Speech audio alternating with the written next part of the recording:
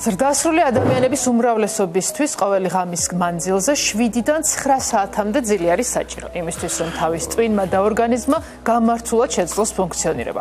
არასრულფასოვანი ძილის შემთხვევაში, განსაკუთრებით მაშინ, როდესაც ამას სისტემატური ხასიათი აქვს, თავის ტვინისა და ორგანიზმის ფუნქციონირება ფერხდება. ეს აისახება ისეთ მნიშვნელოვან ფუნქციებზე, როგორიც არის აზროვნების უნარი, კონცენტრაცია, მეხსიერება, ბუნება, განწყობა, მეტაბოლიზმი, იმუნური სისტემა, გულ-სისხლძარღვთა სისტემა და პრინციპში ყველაფერი მთელი ჩვენი ორგანიზმი. სახის ძილის დარღვევები არსებობს და როდის უნდა მივმართოთ სპეციალისტს, სწორედ ამ თემაზე სასაუბროდ შემოგვერთა ნევროლოგი, ნეიროფიზიოლოგი, ბავშვთა ნევროლოგიის მიმართულების ხელმძღვანელი ლელა ლორდ-კიფაიძე. მადლობა რომ ჩვენთან ერთად. ამას კითხულობდა ტექსტს ადამიანი, რომელიც ალბათ რამდენიმე 10 წლის განმავლობაში დილის გადაცემის წამყვანი იყო და ნორმალური ნამდვილად იმიტომ რომ დილის გადაცემა ჩემს ცხოვრებაში იმის საფუძველი გახდა, რომ მე დროულად ვიძინებდი და ადრე ვიღვიძებდი, რაც არის ნორმა. ამაში აი ხომ რა არის ნორმა, ამაზე მესაუბრება გავუწევთ. სანამ დარღვევებამდე მივალთ, როგორი უნდა, რას ნიშნავს ნორმალური ძილი, რამდენ ხანს უნდა გვეძინოს და რამდენად მნიშვნელოვანი არის, რომ დავიძინოთ დღეს და გავიღვიძოთ ხვალ, ანუ 12-მდე. მე მგონი ძალიან მნიშვნელოვანია. 12-მდე მოვახერხოთ დაძინა. მოგესალმებით. ძილი არის ერთ-ერთი უმნიშვნელოვანესი ფიზიოლოგიური მომენტი ჩვენს ცხოვრებაში.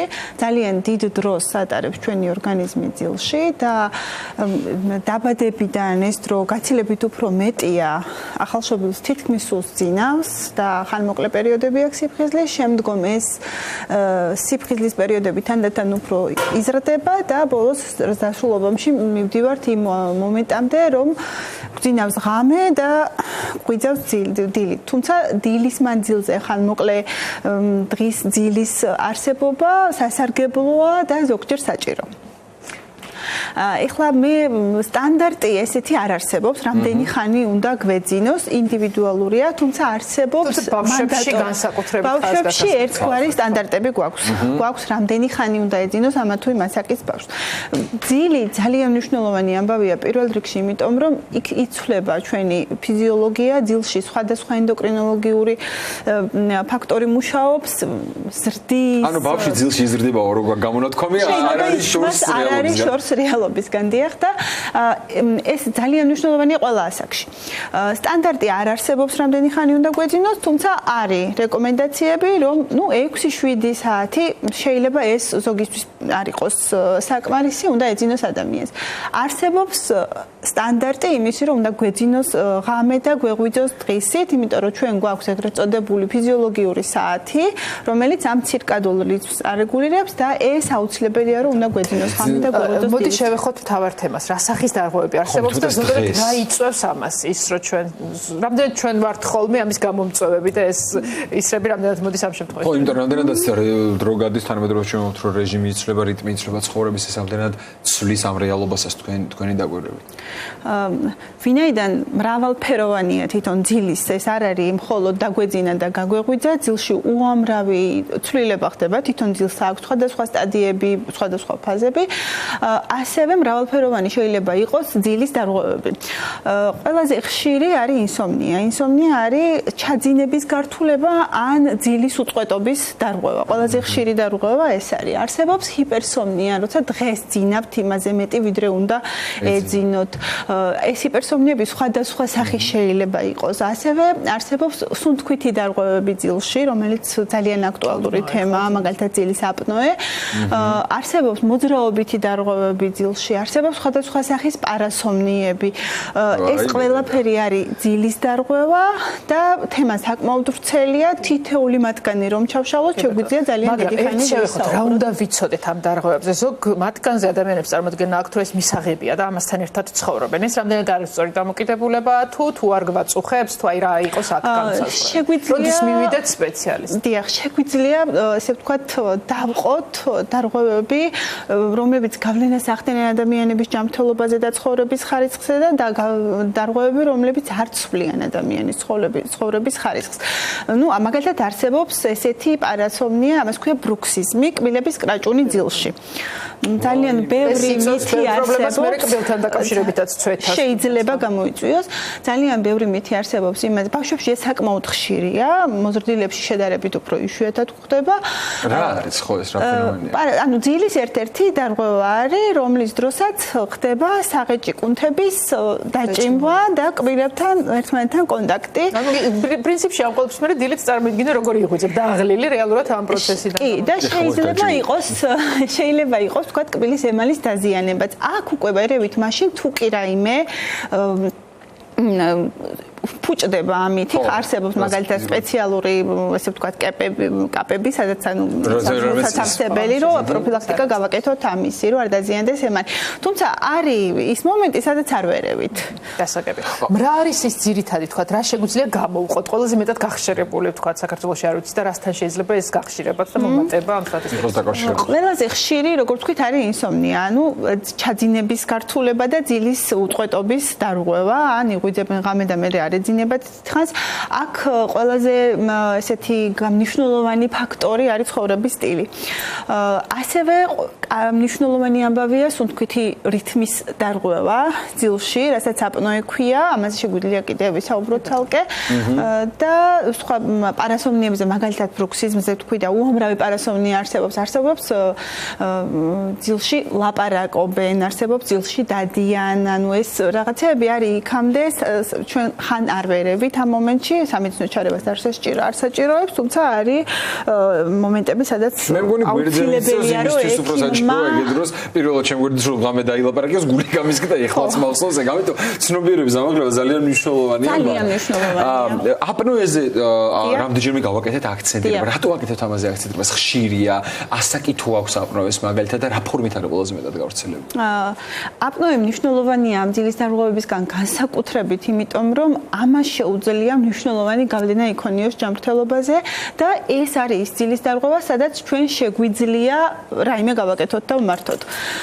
ნუ რაღაც ნაწილს ვერ ვმართავთ, არ შეგვიძლია ჩარევა, აპნოე არის იქ, სადაც შეგვიძლია ჩავერიოთ, გავამჯობესოთ პაციენტის მდგომარეობა, ბავშვი იქნება თუ მოზრდილი და შევცვალოთ მისი ჯანმრთელობის სტატუსი.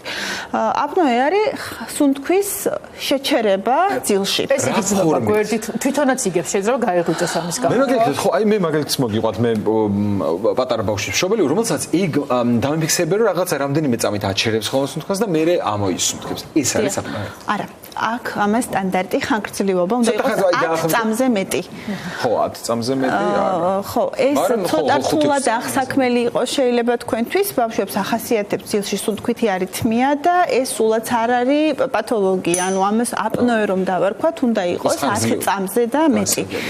და აპნოე არის ვერ სუნთქავს, ძირითადად თვითონ ამას ნაკლებად ამოიცნობენ ხოლმე, ძირითადად პარტნიორი ამოიცნობს, რომ არის მე ღრმა ჩასუნთქვები, თუმცა თვითონ პაციენტს ეღვიძება ამის გამო, ანუ ადამიანს რომელსაც სუნთქვა გაუჭირდება, აღვიძებს ეს და ეს ერთგვარად არღვევს მის ძილის სტადიურობას, უწყვეტობას. რამდენად მნიშვნელოვანია ამ დროს, რამდენად სერიოზული ამბავია ეს, რამდენად მნიშვნელოვანია ამაზე რომ ყურადღებით ვიყოთ, დროზე მივიდეთ სპეციალისტთან და თუ ესე არ მოვიქეცით რა სადამდე შეიძლება. ერთსაც ვიკითხავ, ეს შეიძლება ანუ ერთჯერადი იყოს, თუ ამას ძირითადად აქვს სისტემატური ხასიათი.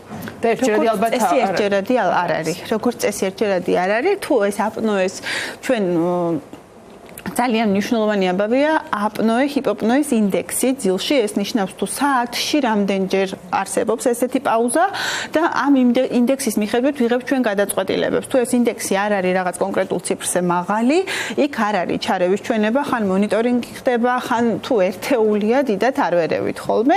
ამიტომ ეს როგორც წესი ერთი არ არის ხოლმე და ხდება განმეორებითად. და მკურნალობასაც შეგვიძლია თუ აი როგორ უნდა რამდენად საშიშია, რამდენად საშიშია. ეს მდგომარეობა თვითონ იმ პერიოდში შეიძლება არ იყოს საშიში, ანუ ღამის ძილს სუნთქვა გააჩერა და აუცილებლად, მაგრამ ძალიან მნიშვნელოვან ზეგავლენას ახდენს ადამიანის ზოგად ჯანმრთელობაზე. ასევე შეიძლება ეს იყოს ინდიკატორი რაიმე ქრონიკული პრობლემის არსებობის და სიმპტომი ამ პრობლემის არსებობის, რომელიც ამოცნობაც დროულად აუცილებელია. შევეხოთ აუცილებლად მარტო პრობლემაზე საუბარი რო არ გამოგვივიდეს, მკურნალობის რა შესაძლებლობებია ამ კუთხით ნიუ ჰოსპიტალში ამის რა შანსებია და რამდენად გადალახვადია ეს პრობლემა. პირველ რიგში ვიტყვი, რომ ამან აუცილებელია ამისი სწორი დიაგნოსტიკა და ეს სწორი დიაგნოსტიკა უნდა მოხდეს სტანდარტებით, უნდა მოხდეს პოლისომნოგრაფიით, რომ ამოვიცნოთ ეს აპნოე რა არის ინდექსი, რამდენად არღვევს ძილის სტადიურობას, როგორი ტიპის აპნოეა, ცენტრალურია თუ ობსტრუქციული, რომ შესაბამისად გადავწყვიტოს მითი მართვის საჭიროება და ეს დავალებები გაიცემა იმ ადამიანთან, ვინც პარტნიორია, მშობელია, ასე შემდეგ, რომ დაკვირვების ფაზაზე ეს ხდება დიაგნოსტიკის დროს, პოლისომნოგრაფიისას ხდება. მოდი ავხსნათ ეს პროცედურა და გარდა ძილის აპნოესა, თქვა სხვა დარღვევების შემთხვევაშიც, დღეს რა შესაძლებლობებია ტექნოლოგიური იმისთვის, რომ ეს ძილის ნებისმიერი პრობლემის შემთხვევაში ვიცოდეთ, ვიპოვოთ მიზეზი და ვიმოქმედოთ ამ მიზეზს. ეს არის რომლის დროსაც ხდება მონიტორინგი რამოდენიმე პარამეტრის. პირველი ეს არის სუნთქვა. ეს სუნთქვის მონიტორინგი ხდება როგორი ნაკადია ზედასასუნთქი გზებიდან და როგორ მუშაობს ამ დროს სასუნთქი მუსკულატურა ან გულმკერდი ან მუცელი. ასევე ხდება გულის რითმის მონიტორინგი, ასევე ხდება სატურაციის ჩაწერა, ვიდეოს ჩანაწერი პარალელურად ხდება და ვიწერთ თავის ტვინის ელექტრულ აქტივობას, ასევე თვალების მოძრაობას. ეს ძალიან ესეთია ფართე სურათს გვაძლევს, რომ ვიმსჯელოთ ძილის სტადიურობაზე, ვიმსჯელოთ იმაზე, როგორი აპნოეა, ვიმსჯელოთ იმაზე, რა ხდება ამ დროს, არითმია არის, არ არის კარდიოგენული და ასე შემდეგ. ანუ ეს არის პოლისომნოგრაფია, ამ დროს პაციენტი ნიუ ჰოსპიტალში რჩება კლინიკაში, ვიწყებთ ღამეკვლევას და დილით პაციენტი არის თავისუფლად. ანუ აბსოლუტურად ესეთი უმტკივნეულო. არაინვაზიური, უმტკივნეულო, ცოტათი დისკომფორტებით კვლევა არის, იმიტომ რომ ეს სენსორები სხვადასხვა ადგილას მაგრდება, თუმცა ძინავს და იღვიძებს დილით. ერთსაც კითხავთ, როდის ვიწყებთ ზოგადად ძილის ფაზაზე დაკვირვებებს? ბავშვის დაბადება ნიშნავს თუ არა, რომ უკვე ვიწყებთ დაკვირვებას როგორ ძინავს პატარას? რა თქმა უნდა, გაფაციცებით უყურებს ყველა მშობელი როგორც ძინავს არის ნიშნებიც თქვა, აი შეკრთომა ახასიათებს ბავშვებს ეს საყურადღებო, ანუ რა არის ის საყურადღებო, გარდა ნუ გასაგებია სუნთქვის შეჩერებას მივაქციოთ ყურადღებას, მაგრამ ამის მიღმა რა შეიძლება იყოს ეს ნიშნები? ძალიან ბევრი პარასომნია არსებობს. პარასომნია არის ძილის სხვადასხვა დარღვევა, რომელიც ბავშვობის ასაკიდანვე შეიძლება დაიწყოს. ნუ ბავშვებში განსაკუთრებით აქცენტი მინდა გავაკეთო იმაზე, რომ ძალიან ბევრი ღამის გულყრა გავს ძილის დარღვევას. ამიტომ თუ ეს პარასომნია გამოიყურება, განსხვავებულად ძინავს ბავშვს, აუცილებლად უნდა განიხილული იყოს ეს ექიმთან, რომ იმან ამოიცნოს საშიშროების ნიშნები. ინდივიდუალურად ამის გადაწყვეტა ძალიან რთულია. რაც შეეხება შეკრთომას, ძალიან ხშირი მომენტია, ძალიან ხშირად დგება ეს კითხვა. ძილში ერთეული შეკრთომა ნორმაა. არ არის საყურადღებო და ბოლოს მოდით ვისაუბროთ მკურნალობაზე, 2 წუთი გრჩება და რამდენად მოგვარებადია და რა დროს მოიცავს, თქვა იდეა თუნდაც აპნოეს შემთხვევაში მკურნალობა. კი, მაინც აპნოეთი დავიწყებ, რახანესე ვართ დროში. აპნოეს მკურნალობა მართვა შესაძლებელია. პირველ რიგში იქედან გამომდინარე თუ რა არის ამის მიზეზი, უნდა დავიწყოთ ამის მართვა და შემდგომ უკვე თუ კი საჭიროება დგება იმისი, რომ პაციენტმა დაიძინოს აპარატით, რომელიც არეგულირებს მის სუნთქვას თვითონ, მაშინ უკვე ეს არის სიპაპი, ბაიპაპი, იმის მიხედვით თუ რა სჭირდება, პაციენტი იძინებს ამ აპარატით და მისი სუნთქვა არის რეგულარული, რითმული, აი ამ პაუზების გარეშე. ანუ მარტივად რომ თქვა ბოლოს, როდესაც ამ მსგავს სიტუაციებთან გვაქვს შეხება პირველ რიგში ვიჩენთ მაქსიმალურ ყურადღებას და უყოვნებლივ მიმართავთ სპეციალისტს, როცა ვიცით რომ მაგალითად ნიუ ჰოსპიტალში არის ესეთი შესაძლებლობები, რომელიც არის უმტკივნეულო, არაინვაზიური, წყნარად დიაგნოსტიკა ხდება და მე ამის წყნარად მკურნალობა, ის გადაგჩენა რომ უბრალოდ ჩვენ ვიყოთ დავსვათ კითხვა. ძალიან სწორია. დიდი მადლობა.